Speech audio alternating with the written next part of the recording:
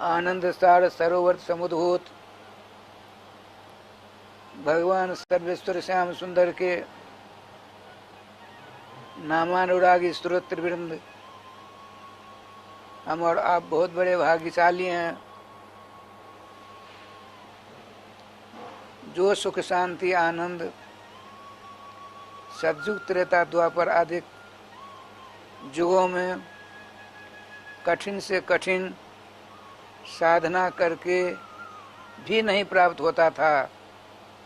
वह अलौकिक सदा रहने वाला सुख शांति आनंद जिस युग में हम और आप हैं अभी वर्तमान में, भगवान के मंगल में मधु में आनंद में तथा रस में नाम को अपने गले का हार बना लेने पर झटिति बहुत जल्दी इसी शरीर के द्वारा हम और आप प्राप्त कर सकते हैं। लेकिन दुर्भाग्य हमारा है, अनेक जन्म जन्मांतरों से अपने मन को हमने विषयासक्त बना रखा है, इसीलिए यह शुद्ध बुद्ध मुक्त स्वरूप मन विषय वासनाओं के जाल से अलग होना नहीं चाहता।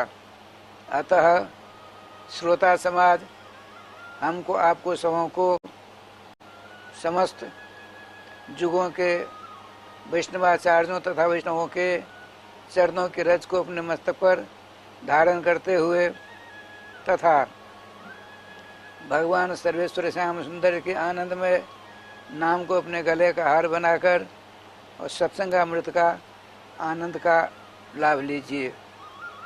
प्रसंग चल रहा है सबसे बड़ा धर्म क्या है, तो भगवान वेदव्यास जी ने सर्वप्रथम एक ओंकारात्मक वेद को, अभी तक आपने दीक्षा नहीं ली है, और जब तक वैष्णवी दीक्षा नहीं लेता है कोई तब तक अपवित्र माना जाता है। क्यों?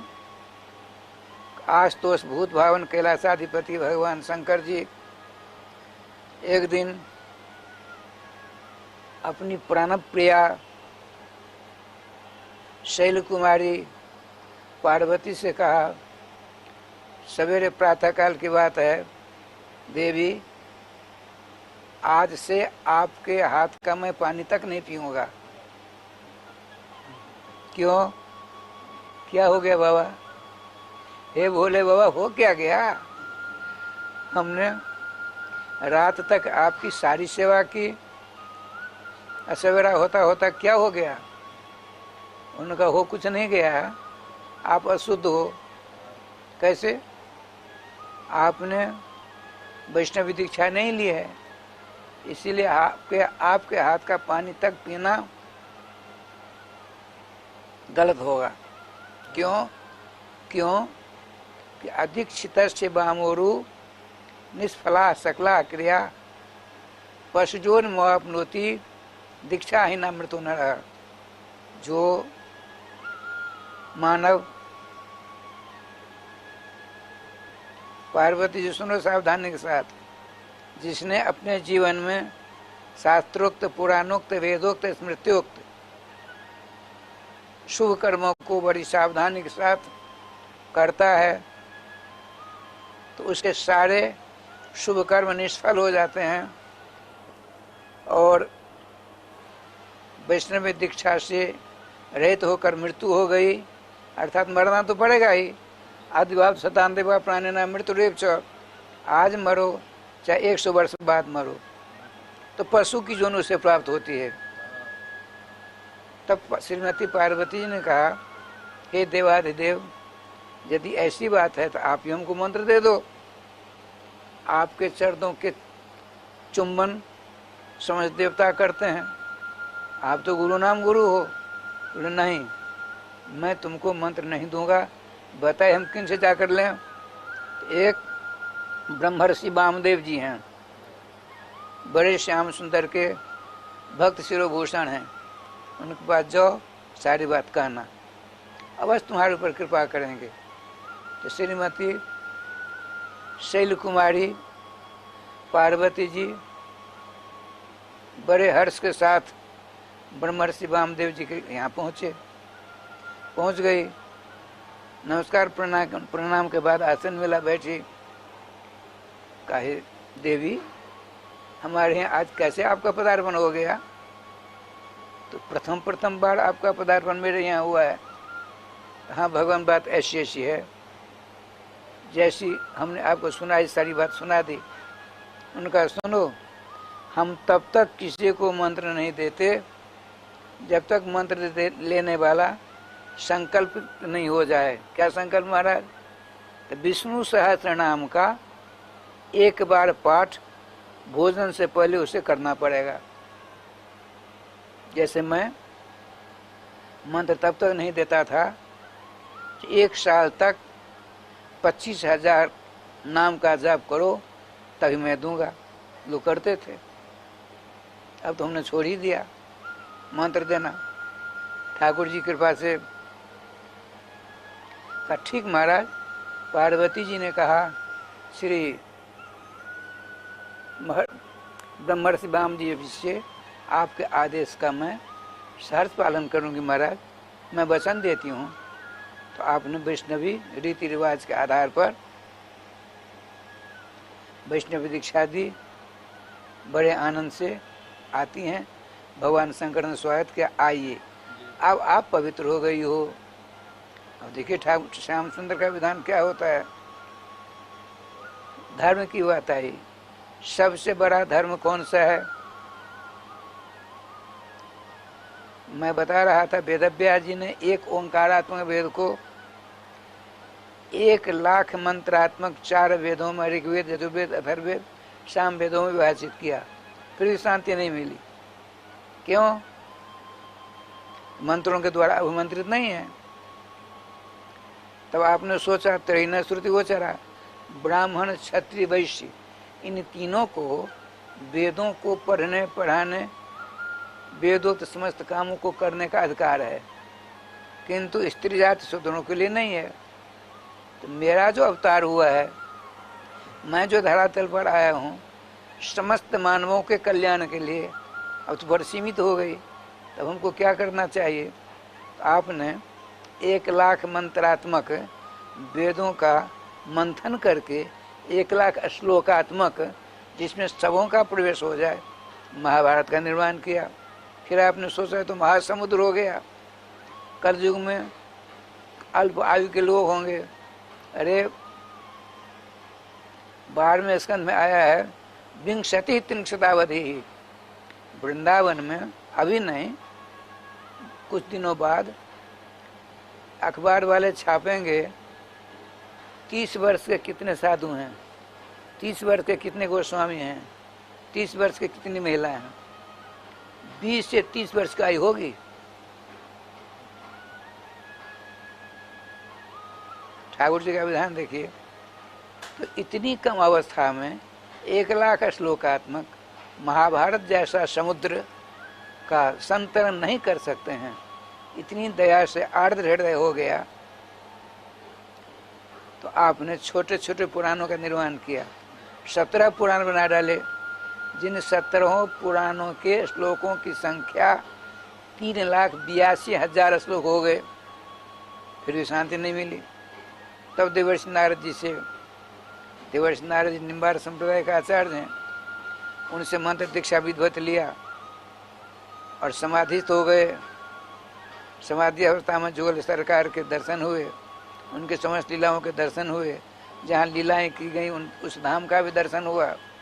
तब आपने लिपिबद्ध किया। किसका? श्रीमद् भागवत महापुराण का। श्रीमान भगवान बल्लभाचार्य जी से किसी ने पूछा, आपके संप्रदाय में कितने प्रमाण हैं? उन्होंने कहा हमारे यहाँ 4 प्रमाण हैं बस। कौन कौन? वेदा, हम वेदों को प्रमाण मानते हैं, वेद विहित कार्य हम करते हैं। वेदा श्री कृष्ण वाक्यानि, श्री कृष्ण के वाक्य कौन है? गीता। 1,00,000 मंत्रात्मक 4 वेदों को प्रमाण मानते हैं। 700 श्लोकात्मक भगवान के मुखारबिंद की जो वाणी है श्रीमद् भगवत गीता, उसको मानते हैं। ब्रह्मसूत्रान एवं सब, वेदव्यास जी के द्वारा रचित ब्रह्मसूत्र उसको भी हम प्रमाण मानते हैं।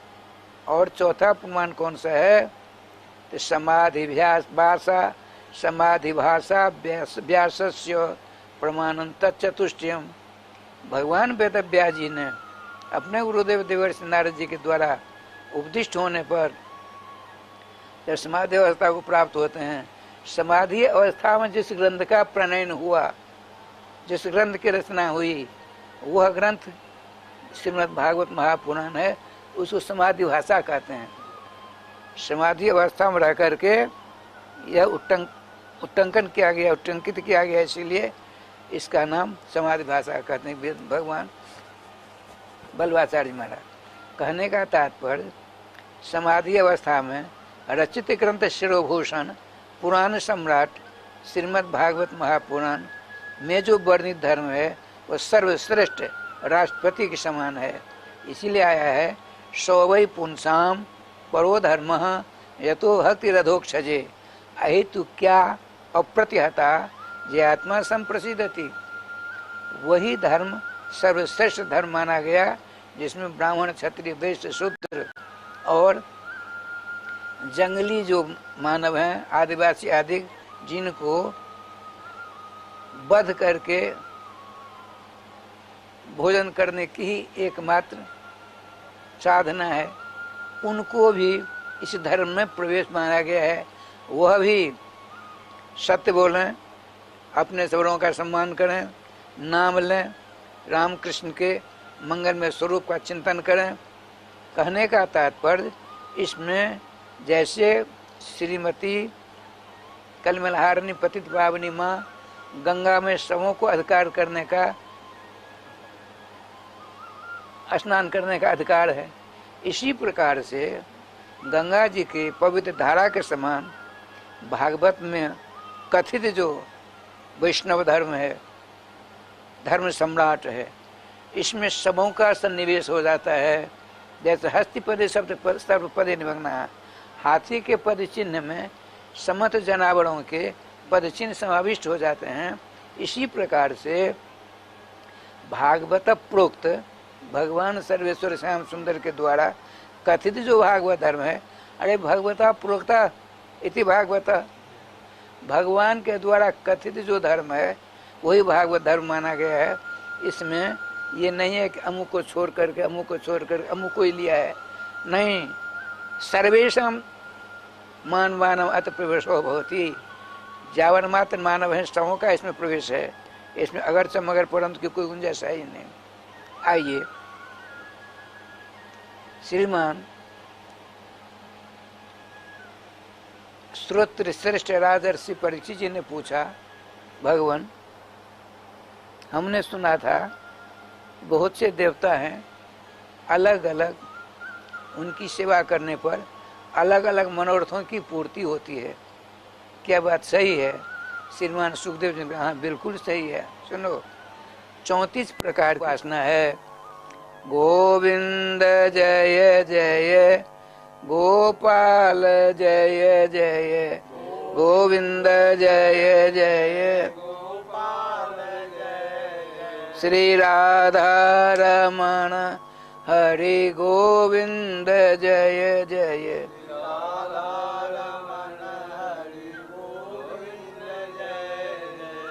गोविंद जय जय गोपाल जय जय गोविंद जय जय गोपाल जय जय श्री राधा रमण हरि गोविंद जय जय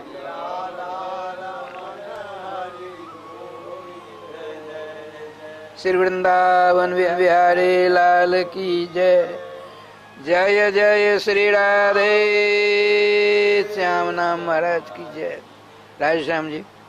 श्रीमान परमहंस परिव्राज का आचार्य जतपति दिनेश व्यास नंदन भगवान श्री सुखदेव महामुंद्र ने कहा, हे राजर्षि सत्तम, हे सुरस्त्री श्रेष्ठ, हे परम संयमित परीक्षित जी, तुम्हारा प्रश्न बहुत ही बढ़िया है। सुनो, जिस किसी मानव की इच्छा हुई,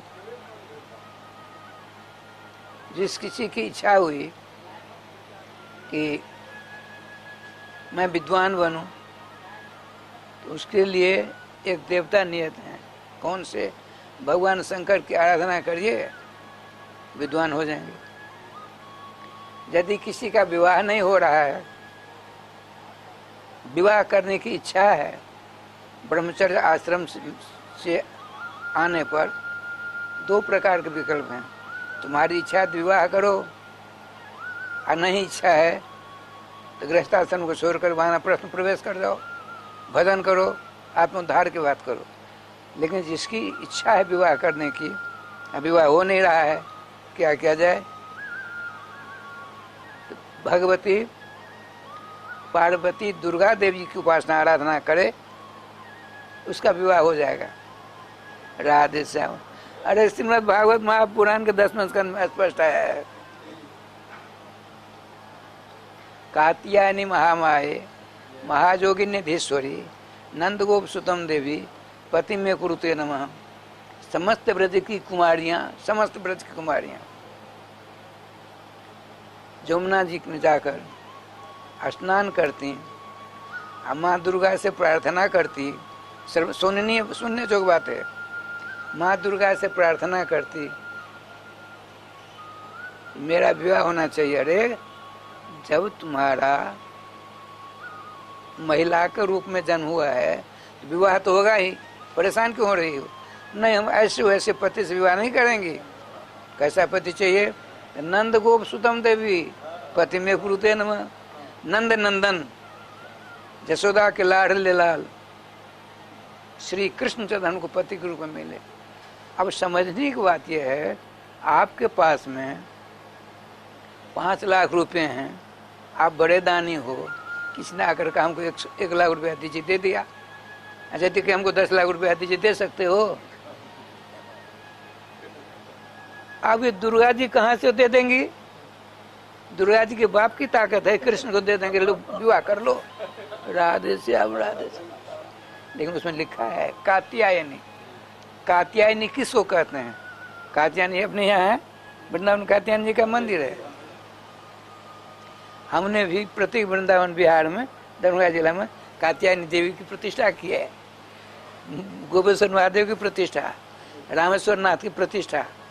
रामेश्वर नाथ की प्रतिष्ठा कल दशहरा है ना, रामेश्वर नाथ की भगवान राम के द्वारा प्रतिष्ठा दशहरा के दिन ही हुई थी। राधे श्याम, राधे श्याम। ठाकुर जी के पास क्या लीला हुई? यहाँ आइए। कात्यायनी किसको कहते हैं? कात्यायनी शब्द का अर्थ होता है देवी, दुर्गा, माता, वैष्णवी आदि अनेक नाम हैं। लेकिन जैसे आपसे मांगने कुछ आया कोई, तो आपके पास है तब न दोगे, नहीं है तो क्या कहोगे हमारे पास नहीं है? तो दुर्गा देवी के पास कहाँ से श्री कृष्ण आ गए? वो तो स्वयं तपस्वी बन करके, स्वयं तपस्विनी बन करके आराधना करती हैं, उपासना करती हैं। बहुत कल्प के बाद भगवान सर्वेश्वर कृष्णचंद्र प्रसन्न होते हैं, तो उनसे कहते वरदान मांगो तो हमको पति रूप में मिले। तो ठीक है, अभी नहीं, द्वापर के अंत में ब्रज में, जब हम ब्रज में नंद व घर यशोदा जी के द्वारा प्रकट होंगे, तब तुम्हारी मनोवासना की, मनोकामना की पूर्ति करेंगे। अब उनसे ब्रज गोपियाँ कहती हैं हमको नंद बाबा के बेटे को दे दो, उनसे हम विवाह करेंगे। तो कैसे है? असंभव। देखिए यहाँ व्याकरण क्या सुंदर समाधान करता है। को कहते कम जलम, कम सुखम, कम कृष्ण, कम नाम है कृष्ण का, कम नाम है सुख का, कम नाम है ब्रह्म का, कम नाम है जल का। तो प्राकृतिक अर्थ होता है, यहाँ जल का प्रकरण चल रहा है। के का को के कम कान कम, तो के कयो केसु। के माने जल में अतति अत्सातत गमने है, जैसे गमड़ी गतो है। गिरधारी दास वृंदावनात् अयोध्याम गच्छति, अत्सातत गमने है। अत धातु का प्रयोग हमेशा चलने में है। यहाँ चलेंगे तो अयोध्या में रुकेंगे ना, रुकेंगे, लेकिन अत धातु का प्रयोग करेंगे हमेशा चलने अर्थ में। तो वायु अतति, वायु हमेशा चलती है। यदि वायु रुक जाए तो गोविंदाय नमो नमः। नदीसु जलम अतति, नदी जो वेग वाली नदियां हैं उनमें पानी चलता है हमेशा, अतति होगा। पानी गच्छति नहीं होगा, जलम गच्छति नहीं हो सकता है, राम गच्छति नहीं होगा। राम जी तो कहीं ना कहीं बैठेंगे ना। अयम कार्यकर्ता गच्छति, चाहते हैं तो कहीं बाल वो करेंगे, कहीं नाश्ता पानी करेंगे, कहीं विश्राम करेंगे, नहीं, स्वाभाविक बात है। अयम कार्यकर्ता अतति, ये संभव नहीं है। हमेशा 24 घंटे चलते रहेंगे, संभव है? गोविंदाय नमो नमो हो जाएगा। यहाँ कात्यायनी की बात बता रहे हैं कि जले जमुना जले अतति, जमुना जल में कौन सदा प्रवाहित होती रहती है? तो बालू का, पानी के साथ बालू भी तो जाती है, रेती। के जले अतति सदा गच्छति जह सह बालू रेती। तो कात्य हो गया। कात्य माने जमुना जी की रेती, जमुना जी की बालू। अब देखिए कात्य बन गया। कात्य आयनम निवास स्थानम, जैसे असो कात्यायनी, उस कात्य में, उस बालू में जिसका निवास है उसका नाम कात्यायनी है। ये कैसे हो गया? देखिए पार्थिव लिंग बनता है ना, तो गोपियां तो परम धर्माचार्य थी, उनकी भक्ति अनपायनी थी और व्यभिचारिणी थी। क्या विलक्षण बात। तो समस्त गोपियों ने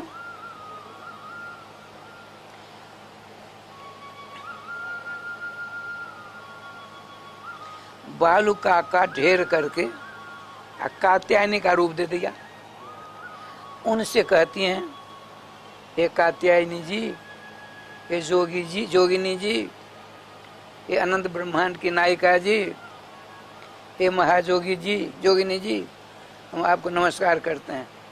इन समस्त गोपियों की अर्चना से, पूजा से, सेवा से तो खुश हो गई।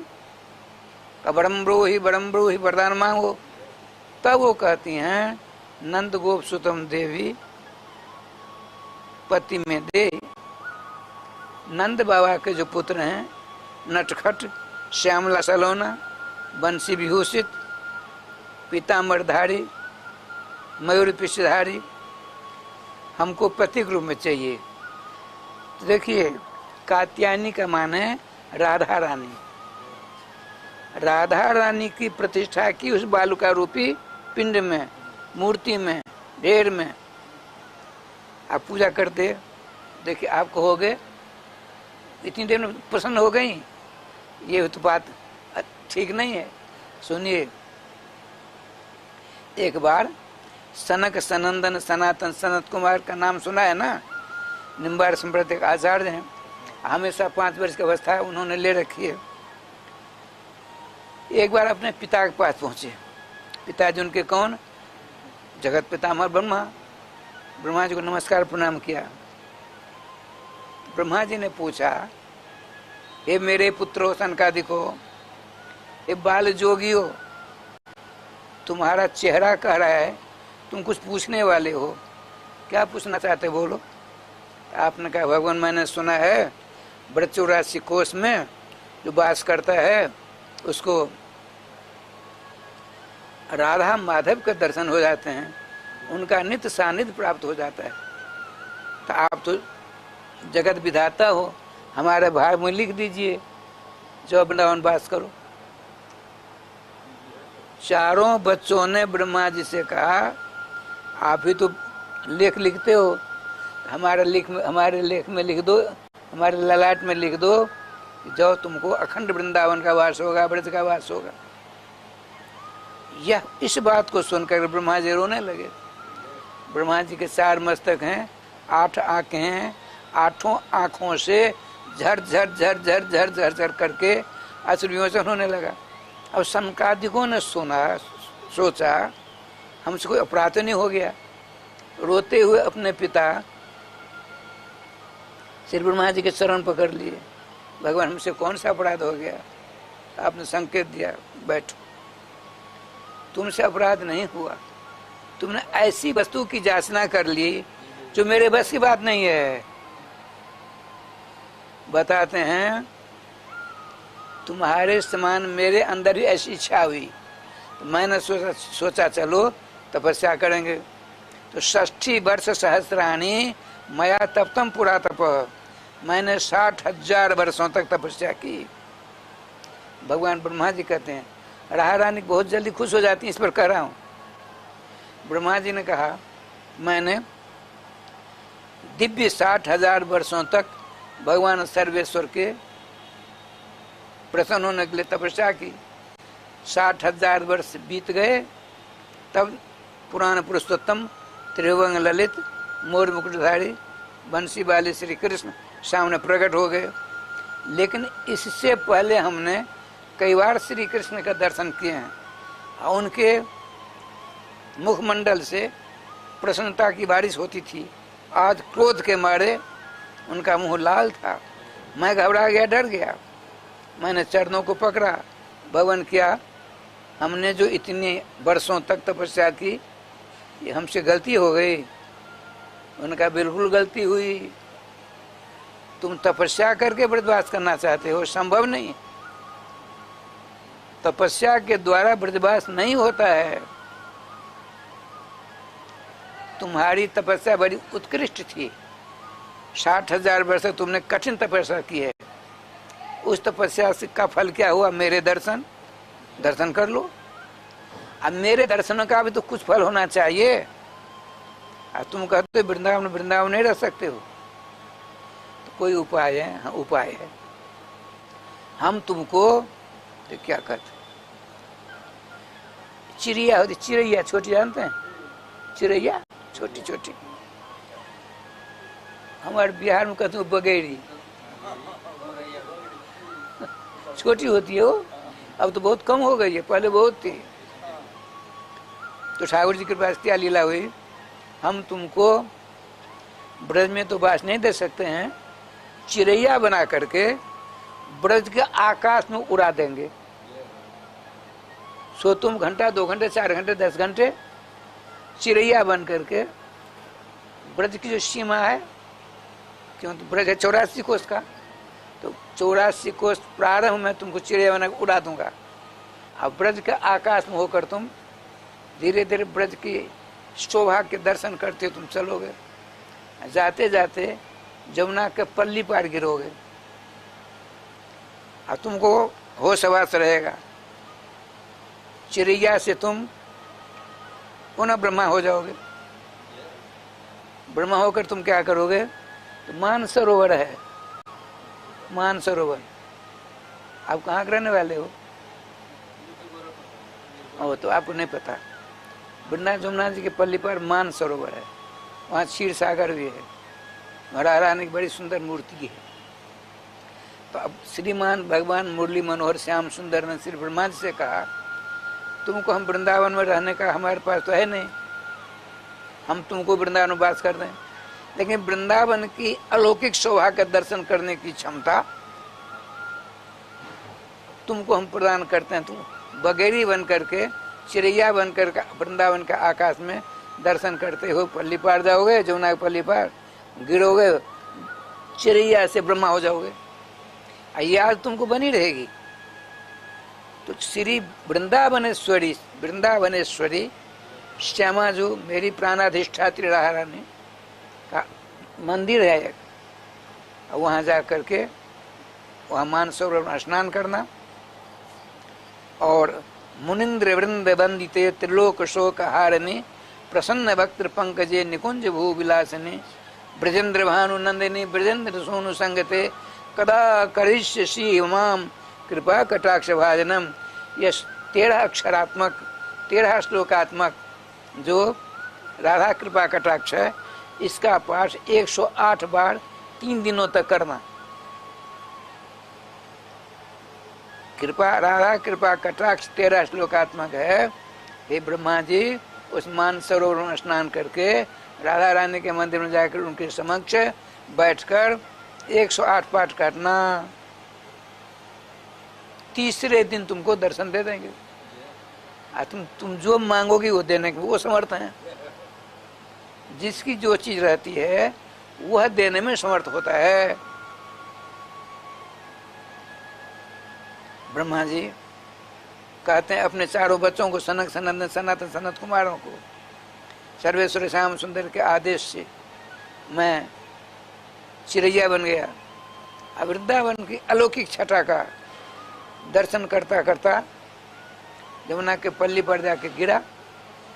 सो रज का स्पर्श होते ही मैं चिड़िया से ब्रह्मा बन गया। फिर हमको ज्यों का त्यों स्मरण रहा। मैं धीरे धीरे चला गया राधा रानी, वहाँ स्नान करके बड़े आनंद के साथ राधा कृपा कटाक्ष स्तोत्र का 108 बार पाठ किया। एक दिन बीता, दूसरे दिन पाठ किया। दूसरी रात को राजेश्वरी राधा रानी ने मुझसे कहा, ब्राह्मण तुमने बहुत तपस्या की, 2 ही दिन में श्री कृष्ण के दर्शन प्राप्त करने के लिए 60,000 वर्ष तपस्या की, यहाँ 2 ही दिन में।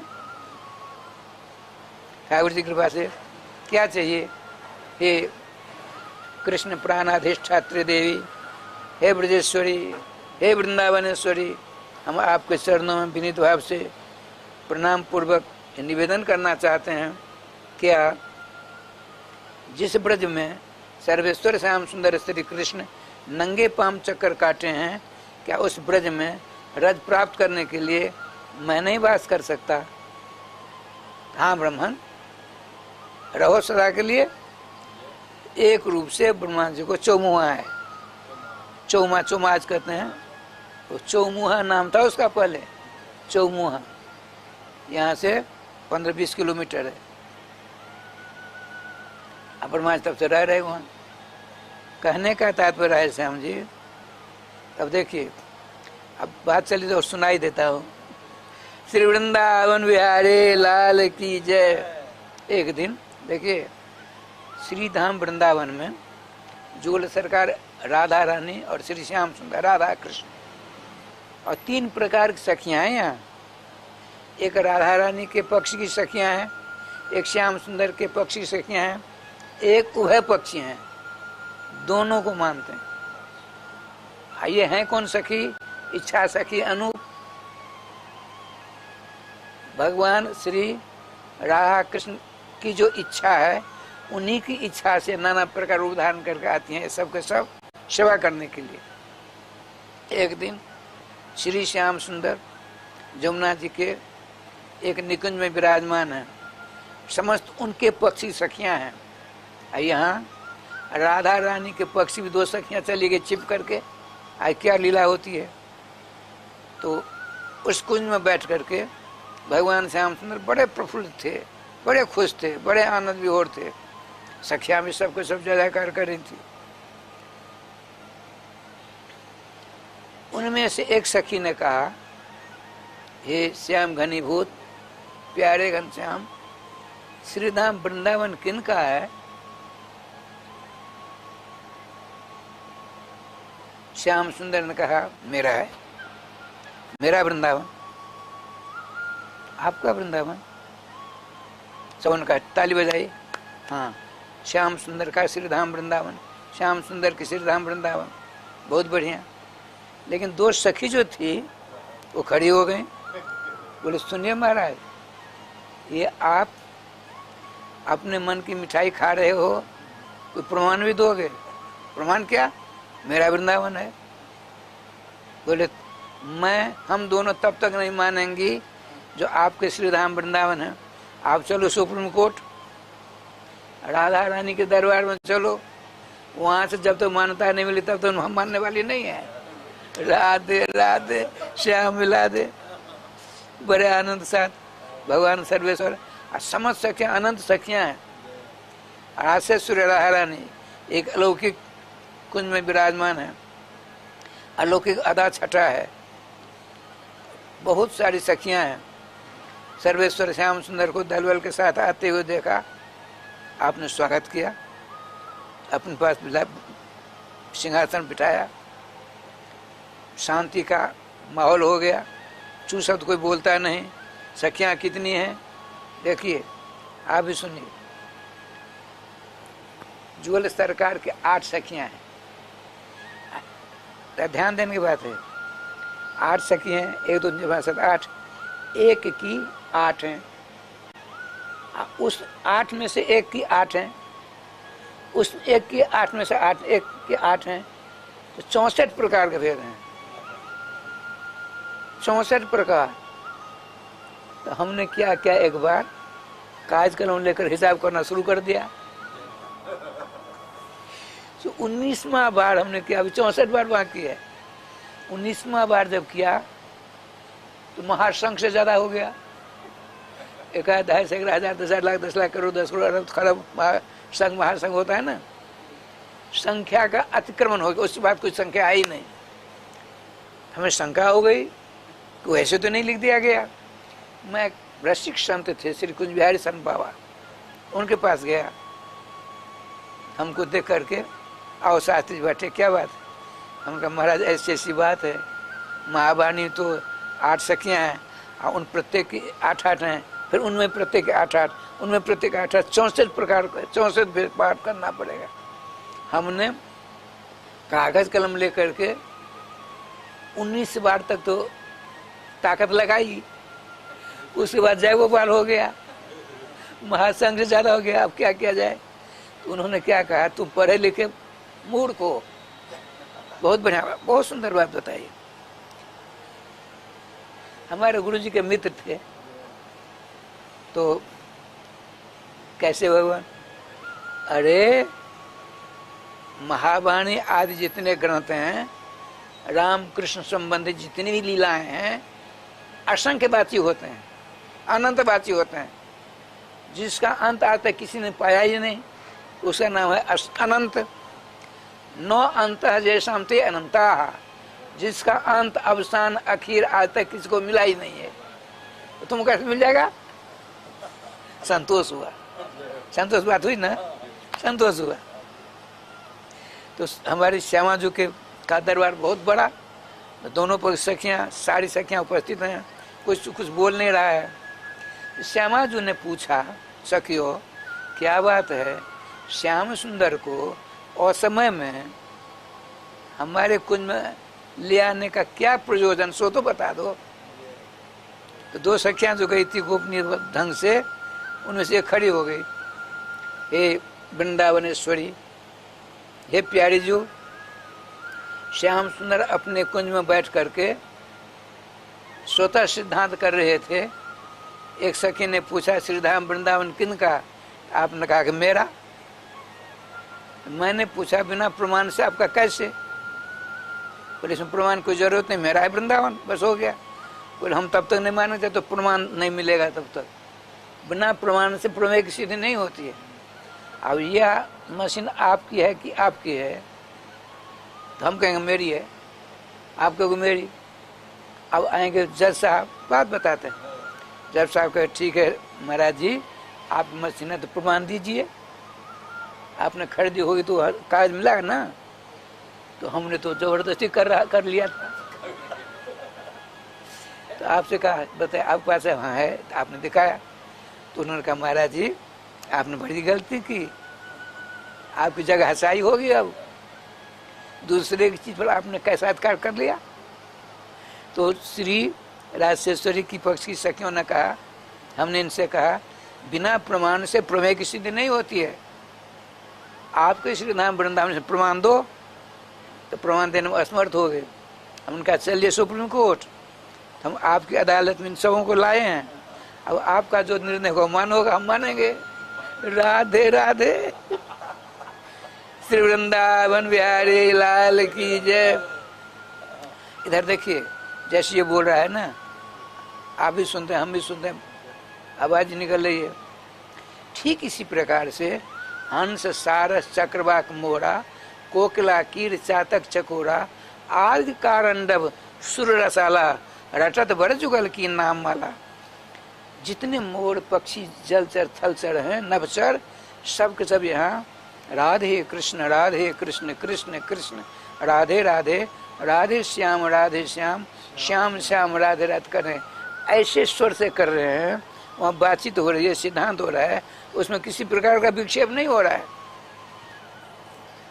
श्री राजेश्वरी राधा रानी ने कहा, प्यारे श्याम सुंदर, सखियों के माध्यम से जो श्रवण गोचर बात हुई है, इसके आधार पर यह निर्णय हुआ कि आपके द्वारा आप कहते हैं कि मेरा वृंदावन, ठीक है, मैं भी मान लूंगी, इसमें दो राय नहीं है।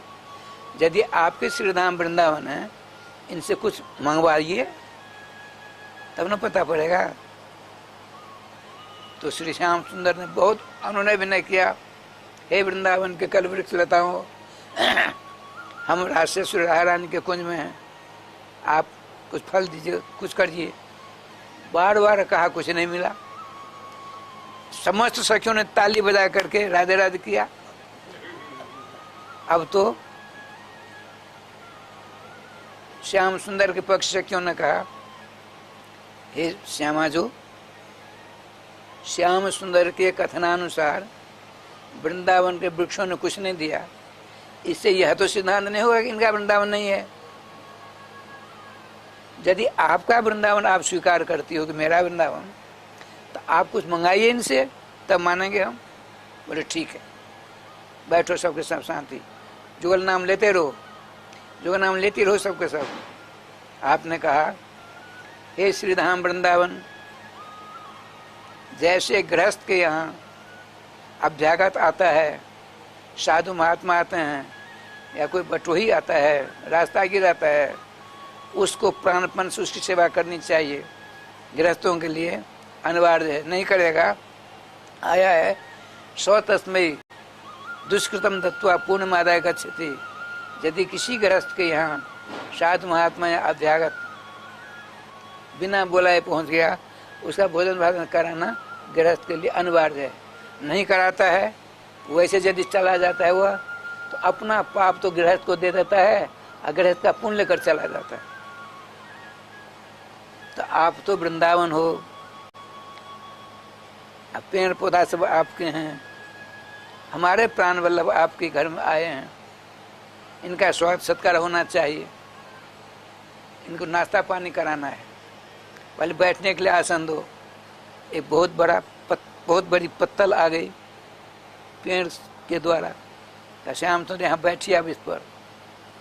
सारी सखियां देख रही हैं, श्याम सुंदर बड़े प्रेम से बैठे, बात करेंगे। आपने कहा, हे वृंदावनवासी वृक्षों, अब वृंदावन में 12 महीना आम मिलते हैं। आपने कहा, क्यों नहीं मिल रहा है? आम जामुन जितने फल हैं 12 महीना यहाँ मिलते हैं। हमारे हरिव्यास देवाचार्य जी महाराज से प्रश्न किया गया, आप कहते हो श्रीधाम वृंदावन सतन चिन्ह आनंद घन स्वरूप है, लेकिन जो मिट्टी पानी हवा आग बिहार में है,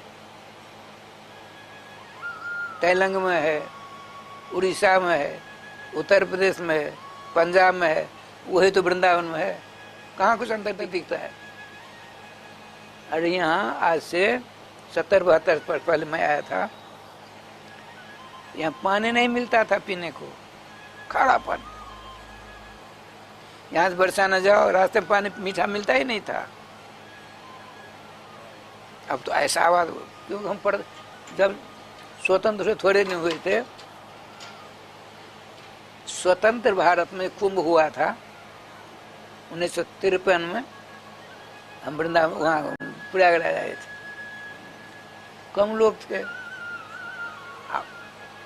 संजोग देखिए, पंडित जवाहरलाल प्रधानमंत्री थे, वो आ गए बिना सूचना से। सारी व्यवस्था उनकी व्यवस्था में लग गई। वो दसियों हजार लोग मारे गए भीड़ में। आंखों देखी बात सुनाता हूँ। उसके बाद से निर्णय हो गया, कोई पदाधिकारी, प्रधानमंत्री, मुख्यमंत्री सूचना देकर जाएगा, और जिस दिन मुख्य स्नान हो उस दिन नहीं जाएगा। उससे पहले जो रात में रहो फिर स्नान कर जाओ, व्यवस्था एक नंबर है। वो तो प्रथम प्रथम भारत था, प्रथम कुंभ है, इसलिए ऐसा हुआ ठाकुर जी का विधान। तो बताते हैं, देखो राजश्याम जी बढ़िया एकदम चका। हाँ, श्री हरिवास देवाचार्य ने कहा यही है भूल भर वो न को, भूल भर में ते भटक मरी हो, लाडली लाल के नित्य सुख सार बिनु, कौन विधि वारते पार पड़ी हैं।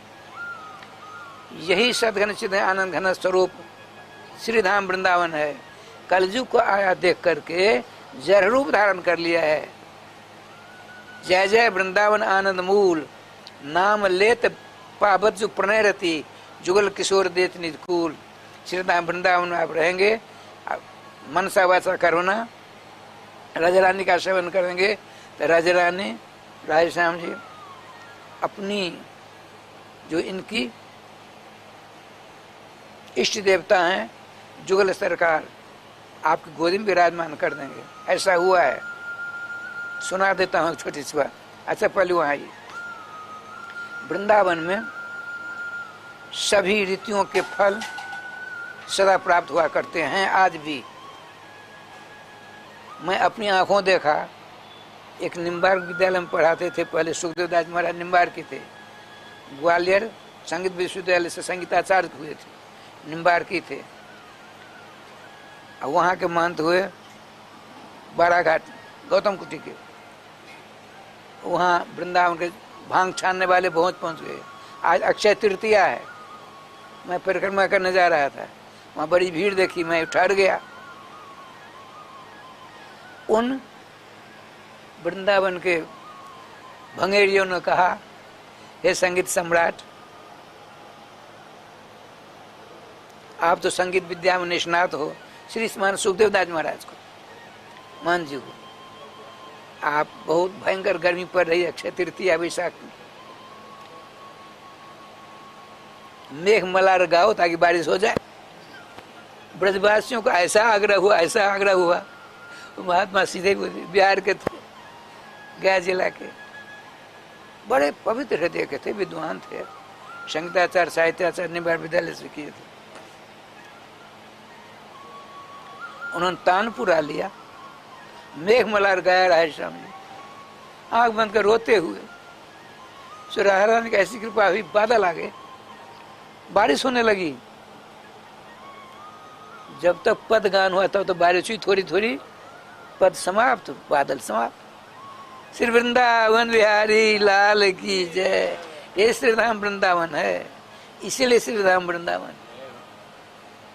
तो श्री राशेश्वर राय ने कहा, हे वृंदावन के पेड़ पौधा हो, तुम गृहस्थ हो, तुम्हारे दरवाजे पर हमारे प्राण वल्लभ अभ्यागत बनकर आए हैं, तो उन्हें बैठने के लिए पत्तल तो दी, अब भोजन करने उसके लिए पत्तल चाहिए, तो पत्तल आ गया, पत्तल आ गई, दोना आ गया, पानी पीने के लिए गिलास आ गया, सब आकाश से, पेड़ पौधा से। अब रंग बिरंग के फल आने लगे। जिस फल को आपने देखा न सुना है, ऐसे ऐसे फल आए। रानी के पक्षी सखियां अमनिया करके श्याम सुंदर की पत्तल पर रखते जा रहे हैं। जब सब ठीक हो गया और श्याम सुंदर से कहा, हे श्याम सुंदर, अब तो बाल्हो करो। लज्जित हो गए। श्री राशेश्वर रानी ने अपने करार बिंद से उन फलों में से उठा करके श्याम सुंदर के मुखारविंद ने प्रदान किया। अब बड़े प्रेम से राधे राधे कर रहे। अब ऊपर से फिर मधु आया, गिलास भर गया, ठाकुर जी को पिला दिया। पानी आया, हाथ में कुला कर दिया। बड़े आने से रात सब शांत साथ बैठे। अब श्री राशेश्वरी रानी की पक्ष के जो सखियां थी, उनमें से कहा, श्याम सुंदर अब बताओ, श्री धाम वृंदावन आपके हैं कि श्री राशेश्वरी के? समस्त सखियों ने, श्याम सुंदर के पक्षी सखियां राजसेश्वरी राधा रानी के पक्षी सखियाँ और उभय पक्षी सखियाँ सबों ने तालियों गड़गड़ाहट से राजसेश्वरी राधा रानी की जय जयकार की। श्री धाम वृंदावन राजसेश्वरी राधा रानी की हुई। वृंदावन शब्द का अर्थ होता है वृंदा नाम, तुलसी नाम, वनमस्ति वृंदावनम, वृंदाया राधाया वनम निवास स्थानम जत्तद वृंदावनम। देखिए वृंदा नाम भक्ता नाम अवनम भक्ति जैसे असु वृंदावनम, धन्यम वृंदावनम तेना भक्ति निर्जत जत्र च। आश्रम पुराण में आया श्री नाम वृंदावन की जय जयकार हो। न भक्ति महाराज ने अपने दोनों हाथों को ऊपर उठा करके राधे कृष्ण कृष्ण कृष्ण राधे राधे राधे श्याम श्याम श्याम राधे नामों का कीर्तन करते हुए नृत्य करती हैं आज भी वृंदावन में। मैं बता रहा था वृंदावन में आज भी जुगल सरकार दर्शन होते हैं।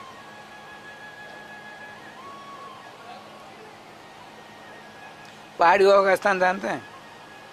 पहाड़ी बाबा का स्थान